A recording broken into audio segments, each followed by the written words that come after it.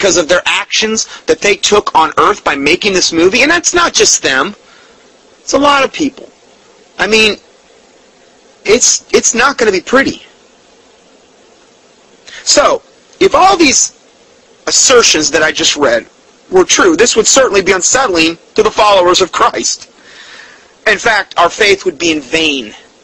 Okay? However, walking through each point in detail is quite revealing. First, it is true that the Egyptian legend Horus was born to Isis. Okay? But the trailing name Mary used in the movie, where did that come from? In other words, they're equating Mary, the mother of Jesus Christ, with Isis. Okay? We're going to talk more about this, so again, bear with me. But there's no mention of any Egyptian literature that links the name Isis to the name Mary, number one. Isis was not a virgin also. Mary was a virgin. You know, the Immaculate Conception thing?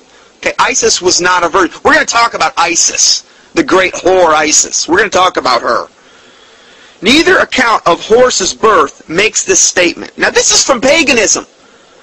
I'm not trying to prove this even. I'm trying to use even pagan sources don't even agree with what's said in this movie. That's why I said they don't even have their paganism even remotely right in this movie. Neither account of Horus's birth makes this statement. Instead, readers are told that Isis was not a virgin, but the widow of Osiris. Now, this is what the pagan literature says. The pagan literature that's well documented and verified. Okay, she wasn't a virgin, but she was the widow of Osiris, which was another Egyptian god. Now, let's go. Now, I'm going to segue into this point further, because if I get too far off this track, it's going to be hard to get back on this. This is part of a teaching that I did previously, but I have to elaborate on this part about December 21st and Mary in order to make the point more clear here. This is from I believe the Battle Cry, which is from Chick Track, the January-February edition, 2007, by a guy named David Daniels. And it's entitled, You Probably Know This Woman. To the Aztecs, she was known as Tlaza Teotl. I can't even say this word. The goddess of filth. Okay? So this is to the Aztecs. She was known as Tlazolteotl, the goddess of filth, gambling, prostitution, and witchcraft, among other things. She was known to the Aztecs as Cotalaqua. She was the goddess of the moon and of the morning and the evening star, also known as Venus. People who spoke different languages called her by different names. See, this is one thing you have to understand about paganism. Different cultures would split from different cultures because God divided them at the Tower of Babel, and many, many times what they would do is they would take the same pagan deities back to their own culture, but they would adopt different names. They had different languages now, and now they had different ways of speaking. So what they would do is they would call different pagan deities who are essentially the same thing, just different names in different cultures. That's all we're talking about here.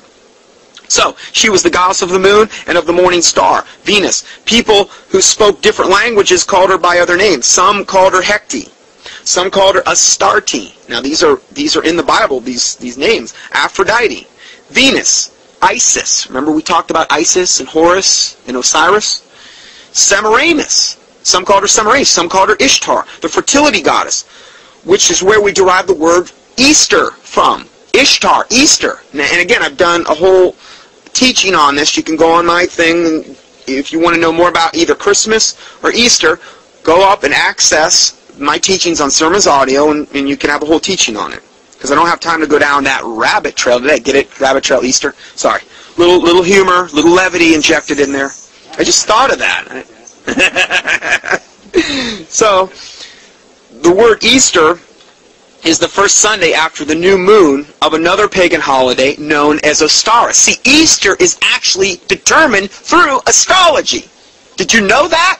Easter, just like the Roman Catholic Church has nothing to do with true Bible-believing Christianity, Easter and actually should call it Xmas, have nothing to do with Christianity. Nothing. Why? I can't believe my preacher didn't tell me this. Why did he lie to me all this? Because he is fearing man more than he fears God. And he wants that paycheck. Most likely he's a hireling. And he has no true love for the flock because he's not telling you the truth. If he really had true love for the flock, why is he not telling you the truth? Why isn't he seeking these things out? I'm nobody special. I wasn't even saved until 93? I didn't grow up in the Christian church. I basically grew up in paganism. These men had a whole lifetime most of the time to find these things out. They're there. Well, I'm not saying it because I think I'm better. I'm just saying I just can't quite figure it out. So if we go further, Easter is the first Sunday after the new moon of another pagan holiday known as Ostara. So that's how they determine Easter. It's the first Sunday after the first new moon of another pagan holiday known as Ostara, which is around March 21st or 22nd. The goddess Ostara, for whom Easter is named, actually this is where we also get the word Ishtar. Ostara, Ishtar, Easter. The goddess Ostara, for whom Easter is named, Ostara as well as Easter is one of the Illuminati's high nights of human sacrifice. Now if you listen to our teaching, our lighthearted teaching last week on Halloween, I say that tongue-in-cheek, you will know that Halloween is the highest night of human sacrifice in the occult pagan calendar. I'm not making this stuff up, it's been this way for a long time. Okay, what the Catholic Church did is they came in and they adopted the pagan calendar into their system of worship so that they could appease the pagans, and what they did is they put Christian veneers on all these little pagan holidays to make the Christians feel more comfortable if they came into their whorish church. That's why the Bible says, "Wherefore come out from among her, my people, that ye be not partakers of her plagues." Because if you don't come out from among her, you're going to get the plagues that fall on this whore. That's why the Bible says, "Be ye not unequally yoked together with unbelievers, for what communion hath righteousness with unrighteousness, and Christ with Belial, which is the devil." 2 Corinthians 6:14. So these are things that we need to do as Christians. So, I said all this to say also, this woman that we're in reference to here, this goddess that we're in reference to, she's also known as the Roman Catholic goddess, the Virgin Mary. See, the Virgin Mary of the Catholic Church is not Mary of the Bible who bore the Jesus Christ. They can say that all day long, but it's not. It's a goddess they worship. In times past, she might have been called Diana, or Ishtar, or Aphrodite, or Venus, or Astarte, or Semiramis, or whatever.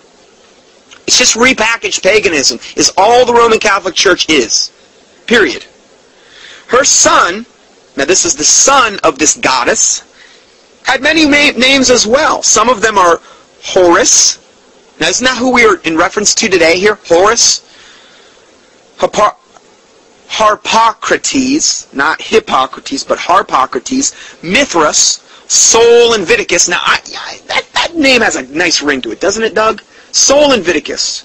No, it just rolls off the tongue. But anyway, Hercules, Attis, and Tammuz. Now we hear a lot in pagan deity about Nimrod, Semiramis, and Tammuz back at the Tower of Babel. That's probably the actual real start of all of this paganism. And what happened is these deities just got different names and became repackaged with a little different veneer over the centuries. But the original one was most likely Nimrod, Semiramis, and Tammuz. Nimrod being the father figure, Tammuz being the child son figure, and Semiramis being the mother goddess figure.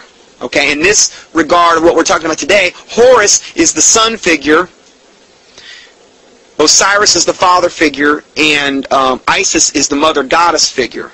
Okay?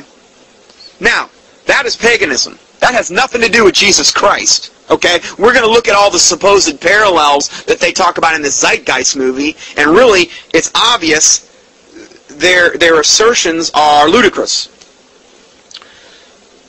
So if we go further, what do all these God babies that we just talked about have in common with each other? Well, for one, they're all supposedly born on December 25th,